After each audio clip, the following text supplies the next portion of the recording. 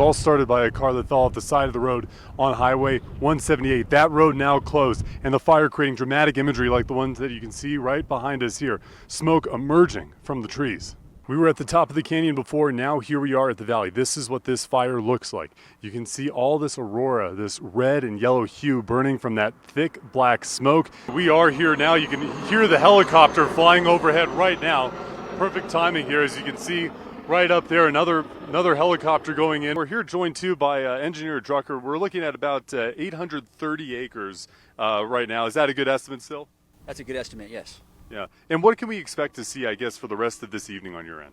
So we have firefighters that are placed around the neighborhoods here. It is really coming down over here. I don't know if you can see behind me just how much water is building up. We're going to take a quick look at this water and this hail that is falling down here now. Some more news on this. We're actually seeing a closure on the I-5 South as well. That's what all those cars are doing back there. You can see some trucks all backed up on that truck lane towards the back. We learned that this project will take a lot of time and money. We already kind of knew that, but we got more of an outline detail of what that looks like today. Now, this is a 171-mile stretch of rail that goes from all the way in the South San Joaquin to the North San Joaquin. About 2 minutes before air, we received this decision allowing Vince Fong to be on the ballot. It could disenfranchise voters, essentially. If you're voting for this guy for 2 different seats, he's only going to serve one of them. That may leave portion of the voters as underserved. And those are the end of the remarks from President Biden, who made an address that's very similar to a State of the Union address covering several different topics, and including passing the torch to his Vice President Kamala Harris to be the presumptive Democratic nominee for President of the United States. Do you think he made, even though he didn't necessarily address his health, do you think he made a good argument that he's fit for office for the final several months of his term? No. Tim, you've worked with Vice President Kamala Harris in the past when she was the San Francisco DA. What did you make of her performance tonight? I think she had a strong performance. I think she delivered the points that she wanted to deliver. And then, Professor, to you, what do you think were some good takeaways there from Trump's performance? And maybe what were some things, too, that he could have improved upon if they have another debate or if this is the last one? Well, I mean, as a political scientist, right, I think about this in terms of, what I think is the only scoreboard that matters. The candidates come to Kern County, they talk about how much they want to invest in energy and oil production, and then once they go to a debate stage that features this debate being aired in San Francisco and Los Angeles, that might sound a little different and maybe a little bit more agreeable to green energy and looking forward as what's next for renewable energy sources. So I think energy production will be interesting to see what they talk about on the debate stage. What's the current status of the bill? So there are several big moving pieces to it. Why take this extra step to work on a commission where now we're fully out? Well, look, I think the commission is important because we need to understand what's going to be required for us. We're facing issues when it comes to water storage, wildfires, and some of our roads as well. How do you work with state government and also with the Biden White House or just other members of Congress on the other side of the aisle to help alleviate some of these challenges that we're facing right now? Well, when I was fortunate enough to be elected to Congress, there's a number of issues I saw. One was Lake Isabella Dam, and I was in the minority. We actually just got to do the ribbon cutting and got that finished. At your office in the background? I'm sorry, what background? Is that your office in his Zoom backgrounds that have been pulled up as exhibits? My office personally or the office of the 5th District? Office of the 5th District. No, I don't know, actually. Thursday morning, Eyewitness News met with Kern County Supervisor Leticia Perez about allegations into misuse of her county office for political purposes by her chief of staff. Here is our interview with Christian Romo back on August 19th. I took a screenshot of that interview and planned to show Perez. That didn't happen. Would I be able to show you the background of his office on my phone and you can see if that's the background of your office and you can confirm with me? With I don't know what usefulness that is here because they are investigating and I want to complete that investigation and then we can talk about it openly and publicly. It is a screenshot from the interview that Mr. Brust alleges was from an interview that I conducted with your chief of staff. Okay. Would you mind taking a look at that picture? No, I don't think it's appropriate right now. I mean, the county has asked us to really let them do their investigation and then they're going to make a statement. I just don't think it's appropriate. Okay. So thank you. Okay. Thanks for the offer. I'm done. Right. Thanks. California Governor Gavin Newsom was in Kernville speaking about the devastation of the Boreal fire and what could still be a long summer fire season to come.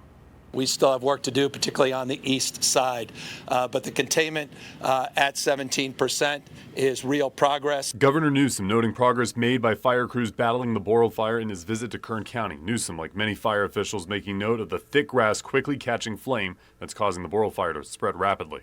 After years and years of drought and then 2 very, very wet, rainy seasons, the early grass, the brush, this was anticipated. In addition to California, fires are raging across the Pacific Northwestern states too. An onslaught of blazes sending California firefighting resources out of state while hoping for more fire crews to come home and return.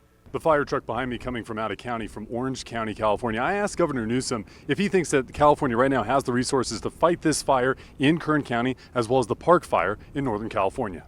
Do you think there will be enough availability if more fires continue to ravage through Kern County? We've seen around 1,000 so far. Well, I was asking the chief a moment ago, nothing distills a sense of well-being more than coming to a situation like this and seeing local fire departments and to see these trucks from all over the damn state. Your question's a sobering one based upon how stretched we've been. Traditionally, we wouldn't have been so stretched if it was California specific, but a lot of that mutual aid was being stretched to west-wide fires, which have become more and more the norm. We are well-resourced. It's just a timeliness issue that is the challenge. The fire now spreading to more than 55,000 acres with flames threatening television transmitters and even infrastructure used by emergency crews to communicate. Even the emergency channels that we use as firefighters also hinge on some of these areas in here. Turning to Bodfish, Kern County Fire Captain Andrew Freeborn showing us solid black containment lines that indicate the mouth of Caliente Bodfish Road has been contained, but the fire still has the potential to reach the town from around the neighboring peaks. How confident are you that this line's going to hold? Because I see some solid black line here, but I also see where you're trying to make containment. Yeah, we're becoming more and more confident, but we're not going to let up until we know that the community is safe here. And that's why they're doing so much work with heavy equipment and hand crews, being supported by those air operations, and they're going to continue to work at that. Bodfish is not out of the woods from the Boral fire just yet. Those same flames that engulfed Havilah are still making their way along that mountainside. Containment's there for now, but as Captain Freeborn said, still a long way to go to keep that community safe. Reporting in Kernville, Will Silverstein, Eyewitness News. Believe that they were at Golden Valley High School because that's where the thought is that these 14 and this 15-year-old that were booked for conspiracy, for battery, and for false imprisonment go for their schooling. That's why they wanted it here at Golden Valley High School. And this video that you're about to see is going to be tough to watch, so just a warning for our viewers. Look. Here's Kate, and you gotta eat that cheese. No. Are you okay? A now viral video showing a middle school boy being forced to lick the shoes of his bullies while walking home from school is causing the Golden Valley High School community to come together and say this is not okay. I immediately start crying and I'm like feeling distraught. I don't know like the context of anything. That is the victim's sister, Mariah Washington, who organized the Tuesday protest at Golden Valley. Washington had just been celebrating her baby shower when she heard the news of the video spreading across the internet. Mariah remaining shocked that someone could do that to her brother. He's just a delight to be around. He doesn't really cause no trouble. He's very quiet and he befriends everyone. That's just the type of person he is. The boy's aunt, Eileen Gilbert, is here to make it easier for him to walk home from school in peace. I want him to be able to walk down the street. Yeah, because they were about to and not worry about if somebody finna bully him. That's what I want for my nephew. We spoke with lots of folks that are family here, but we also spoke with people that are just here to support the kid. I've experienced being bullied because of my color, because of my weight, because of my ethnicity. Serenity Green is just someone who saw something and had to say something and was encouraged by the younger generation of Kern County high schoolers speaking up at Tuesday's rally. None of these kids may know him, they here for him. And they're tired of what's going on too, and we just gonna keep being here. And every time I see bullying, I'm gonna keep standing up for what I feel is right. We are calling out the Kern High School Department. Some like Tay Hollins are demanding action from the Kern High School District to take action against the perpetrators who allegedly attend Golden Valley High School.